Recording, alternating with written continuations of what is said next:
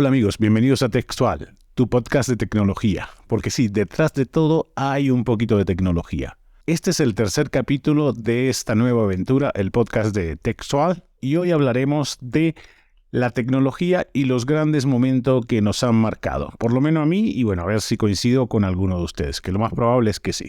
Tranquilos señores, que no vamos a empezar el recuento después de Cristo, ni tampoco con la rueda. Vamos a tocar los puntos más relevantes de la tecnología desde los últimos 30 años. Así que no te muevas de ahí porque va a estar interesante y probablemente alguno de estos también te haya tocado a ti. Si eres centennial, he consumido tus 30 segundos de atención y te agradezco enormemente haber llegado hasta aquí.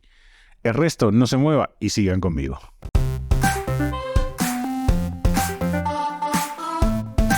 Los 90 fue la década donde hubo una explosión tecnológica enorme. Muchas compañías que habían sido fundadas desde 1970 o un poquito antes, empezaron a desarrollarse durante la siguiente década del 70, década del 80, y en el 90 fue cuando experimentaron la explosión enorme. Fue donde se cambió la manera en que consumíamos la tecnología y empezamos a ver que el futuro iba a ser más acelerado en temas tecnológicos de lo que teníamos planeado.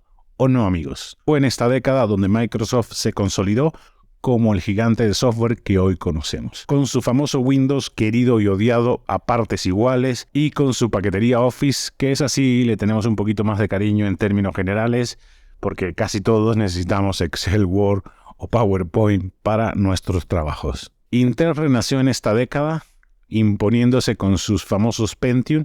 ¿Quién no se acuerda de los Pentium? Que para ese entonces era una velocidad vertiginosa de un procesador, ahora da risa, pero en los 90 los Pentiums eran lo mejor que podías tener en procesadores. E Intel se puso a la cabeza de ese mundillo. Hay muchísimos ejemplos de compañías tecnológicas que en esta década florecieron.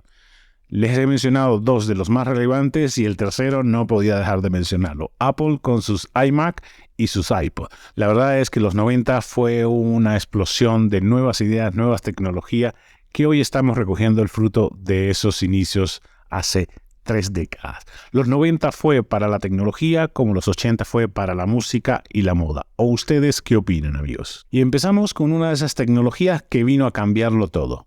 La música se empezó a digitalizar con el MP3. La música siempre ha estado en la cresta de la ola en cuanto a innovación tecnológica se refiere. No desde ahora, desde hace siglos, cuando se creaban los distintos instrumentos, era una revolución para ese momento que se incorporaba a lo que la gente solía hacer con la música. Pero fue el MP3 el que vino a cambiar todo en la música. Creado en 1993 por un alemán, Karl-Heinz Brandenburg, espero haberlo pronunciado bien, si no, a los que vean el podcast en video, pues se los voy a dejar escrito para que lo tengan presente. Bueno, él fue el líder de un equipo de la Universidad de Nuremberg, Erlangen-Nuremberg, los que crearon el MP3, una manera de comprimir la música sin perder demasiada calidad, y esto la hizo ideal para la música en línea, la siguiente revolución de la música. Y un programa que jugó un papel fundamental para que el MP3 se popularizara, ¿cuál fue? Seguramente lo tienen en mente porque casi todo consumimos ese programa. Napster, que popularizó el compartir archivos MP3 alrededor del mundo como pólvora. Ya la gente lo único que quería era tener música y recopilar músicas en sus computadoras arcaicas, pero computadoras al fin, para poder escucharla. Siempre después de un buen descubrimiento hay compañías que toman ventaja y dicen, pues vamos a hacer una cosa. La gente está loco con el MP3, compartiendo archivos por Napster, vamos a crear algo diferente. Y fue Apple quien tomó el relevo y creó sus iPod para cambiar la forma en la que consumíamos música. Fue un parteaguas la creación de los iPods. ¿O no, señores? Mi primer contacto con los iPod, bueno, la primera vez que tuve un iPod fue cuando llegué a México en el 2000 y pude comprarme en el 2001 uno azulito que era todo metálico. La verdad que yo estaba encantado. Creo que tenía como 3 canciones porque no hallaba de dónde bajar música, cómo sincronizarla porque no tenía computadora. Fue todo un caos hasta que logré hacerme con mi pequeño setup para poder consumir música, sincronizarlo con mi iTunes desde entonces, y la verdad que fue para mí un descubrimiento total. A los pocos años terminé por digitalizar toda la música que oía y los discos, los CDs que tenía una buena colección.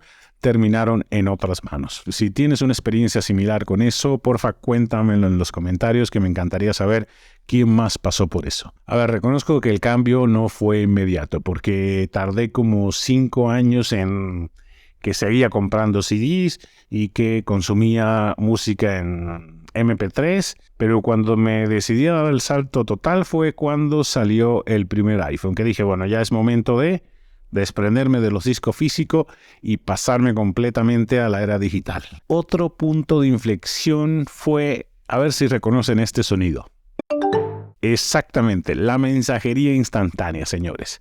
En los 90 nos volvimos locos con el ICQ, el AOL, el chat de AOL, el Messenger, más tardecito llegó el Messenger, pero todos fueron seguiditos así y fue como una cosa para conectarte con gente que no veías, conectarte con gente distante en otras ciudades, otros países. Reconozcamos que fue ICQ en 1996 el que dio la patada inicial para crear esta vorágine con el mundo de los chats virtuales y de las salas de chat, y fue una auténtica locura. Después le siguió AOL en 1997, ya en 1998 se sumó Yahoo Messenger y ya al final, creo que en el 99, fue que se sumó el Messenger, que terminó siendo el más popular.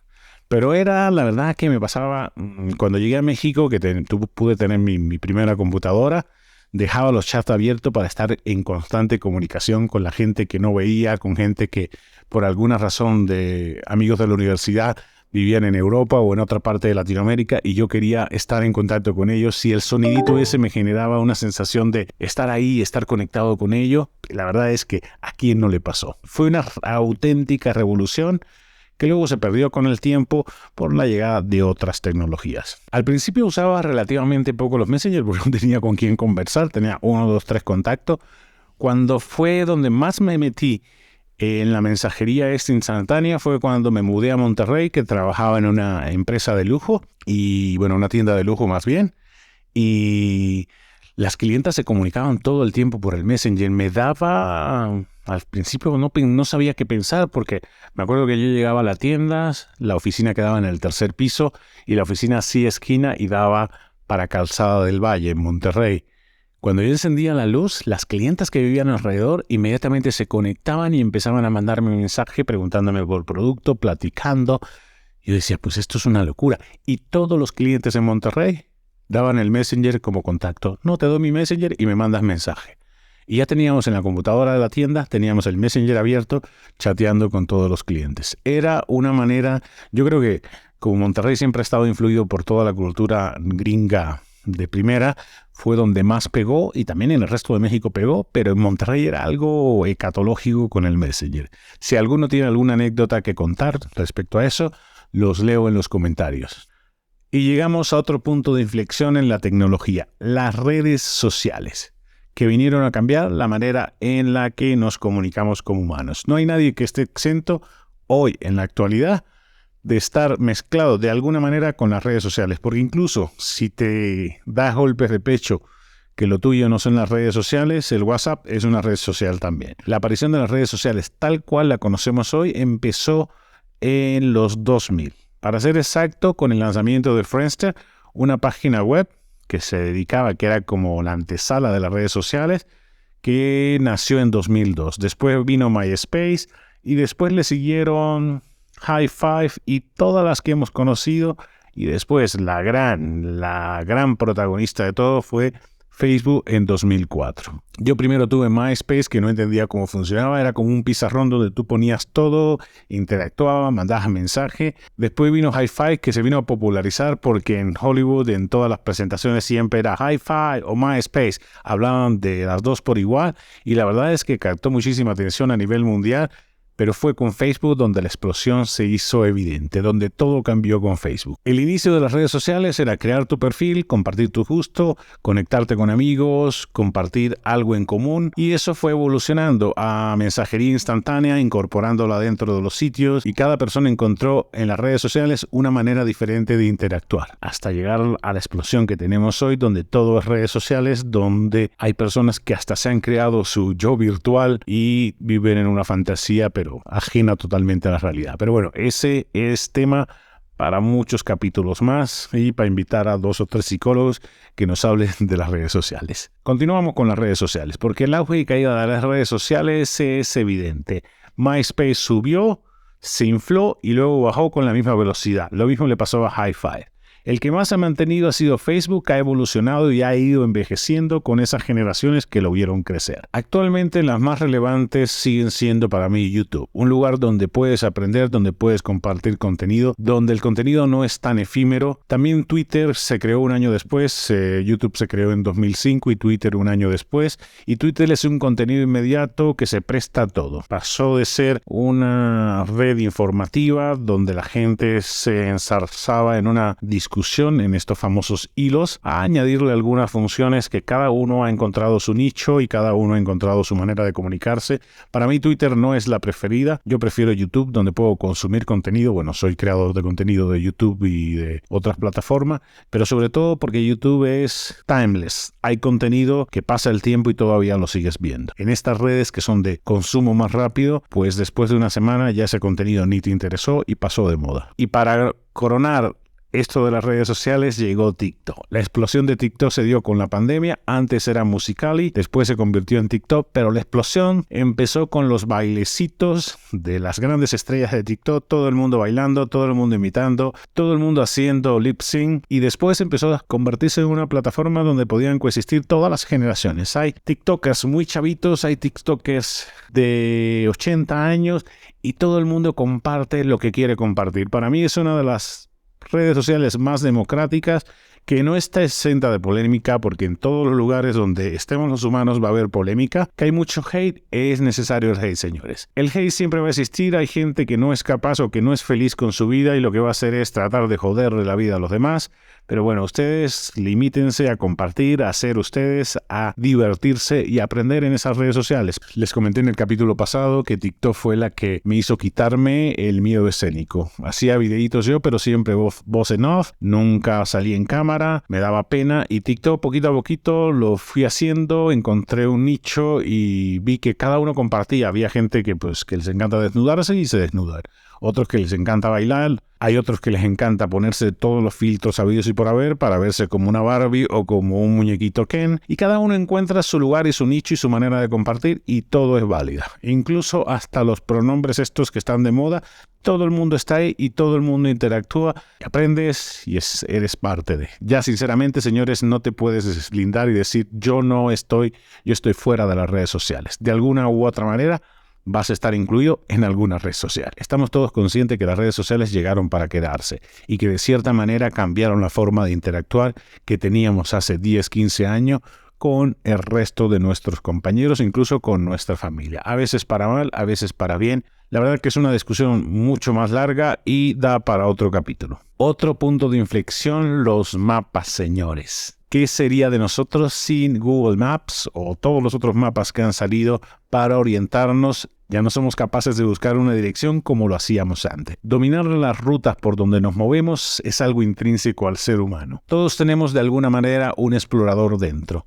Ese codón debe estar metido en algún gen por ahí para que todos compartamos la necesidad de ubicarnos, de recorrer distancias, de movernos, de transportarnos. Y los mapas, como los conocemos hoy, en la era digital, han venido a cambiar la forma en la que interactuamos con el mundo. Y la verdad que nos han vuelto dependientes, porque ya cuando vas a alguna ciudad, antes la manera más habitual era preguntando, usando las guías de libros, que ahorita vamos a hablar de ellas, que existían en la mayoría de las grandes ciudades del mundo. Cada país tenía sus peculiaridades, pero tú agarrabas un mapita y te ubicabas. Ahora, sin el mapa de Google Maps o Apple Maps o las otras versiones que hay en el mundo, no somos capaces de ubicarnos. Se nos cae el internet, no tenemos mapa y nos paralizamos completamente. Si recuerdan, en México, antes del 2005, usábamos la famosa guía Roji, que además yo recuerdo que cada año la compraba porque había actualización de nuevas rutas, nuevos mapas, buscabas el lugar, había un índice y ese índice te decía, empezabas en la página 5, después las rutas si seguías en otra página y tenías que prepararte. Cada vez que salías a una dirección que no conocía, tenías que prepararte. Siempre era bueno llevar tu guía Roji. Yo, como extranjero en México, lo primero que hice fue comprarme la guía Roji, aprender a orientarme porque cuando tomaba un taxi iba por 200 pesos y regresaba por 50 porque me daban vuelta por toda la ciudad. Y era porque no conocía. Me aprendía las rutas con la guía Roji y le decía con toda la seguridad del mundo al taxista: vete por Revolución, toma Insurgentes, haz esto, haz lo otro. Y el taxista creía que yo me sabía la ruta. Bueno, pero la verdad es que en la mayoría de las ciudades de México, en las grandes ciudades, existía la guía Roji.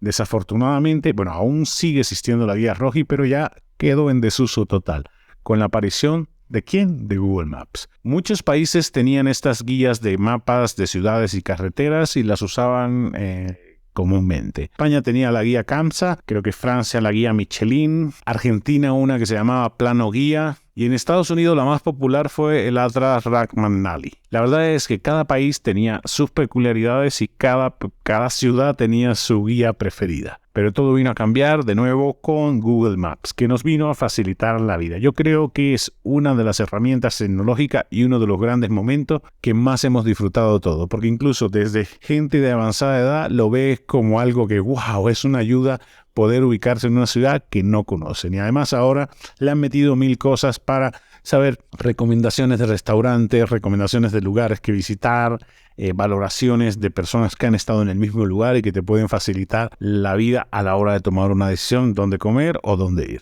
Hay más alternativas a Google Maps, es la más conocida, pero bueno, de ahí se desprenden todas. Waze, está también la de Apple, que tampoco es muy buena que digamos, pero bueno, cada uno agarra la que quiera. La dependencia del Google Maps nos ha llevado a no ubicarnos cuando no tenemos internet o cuando no tenemos el mapa a la mano. La verdad es que el ser humano está biológicamente entrenado para desechar lo que no necesita. Y si tenemos en cuenta que ahora no necesitamos tanto ubicarnos porque tenemos los mapas y tampoco necesitamos memorizar números de teléfono porque tenemos la agenda telefónica, cada vez nos vamos volviendo un poquito más bruto, aunque más inteligente en la parte de dominar la tecnología. Pero hay cosas que antes lo hacíamos de manera muy efectiva y que ahora no somos capaces de recordar. Yo no soy capaz de recordar más de 2 números telefónicos y hay 1000 gente que les pasa así. Cuando antes teníamos nuestra mini agenda en la cabeza y nuestra agendita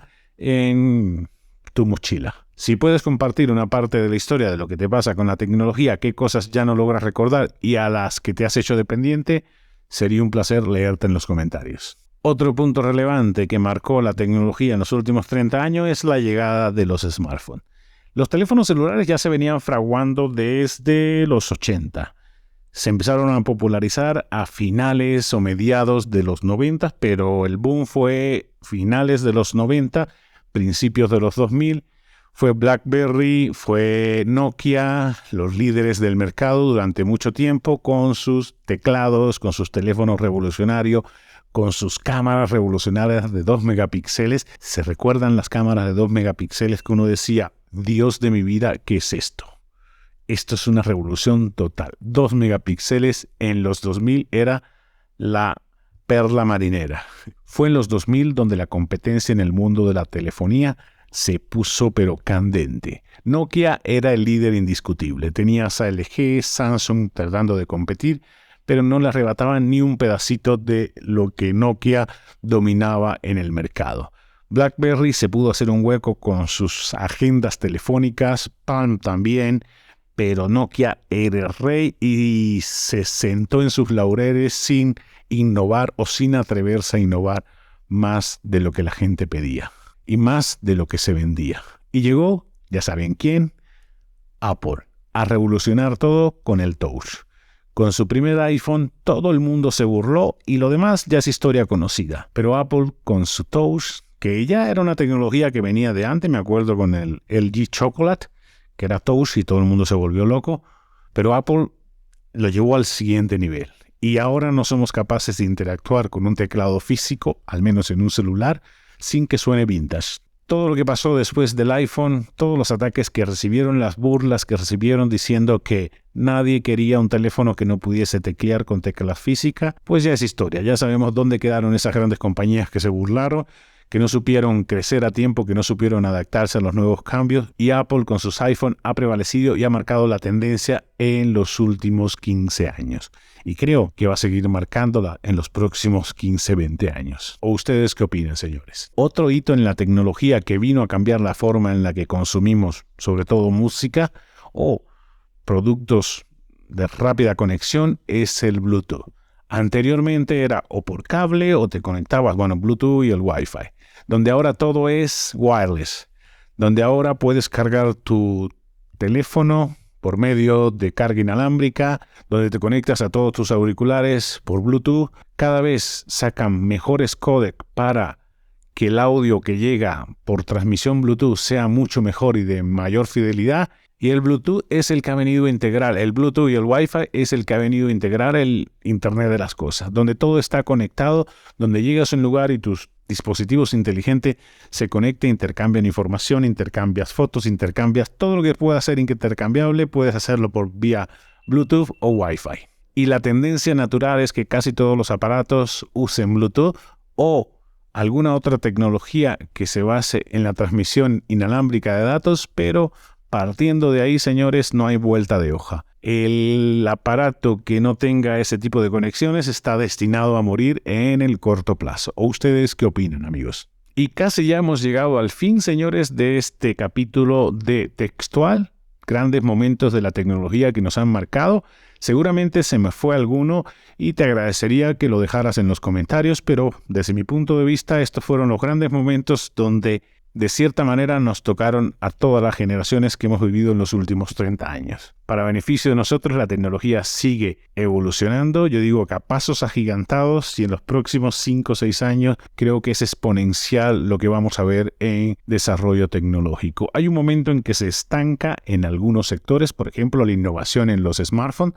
Creo que llegó a un tope, creo que está estancada. Vamos a ver cuál es la próxima revolución. Si es todo virtual, 3D, sepa Dios qué va a ser, pero evidentemente vamos a formar parte de esa revolución también para beneplácito de todos los que somos geek y de los que no son geek, que de una manera o de otra se van a integrar a ese mundo tecnológico o a esos avances tecnológicos. Y hemos llegado al final de este tercer capítulo. Les agradezco haber llegado hasta aquí. Creo que fue un recorrido bastante compacto para no atiborrarlo con demasiada información. Si se te ocurre algún tema que quieras que trate en otro de los capítulos de Textual, tu blog de tecnología, soy todo oído. Me encantó tenerte por aquí y nos vemos en un próximo episodio de Textual, tu podcast de tecnología. Espero que lo hayan disfrutado.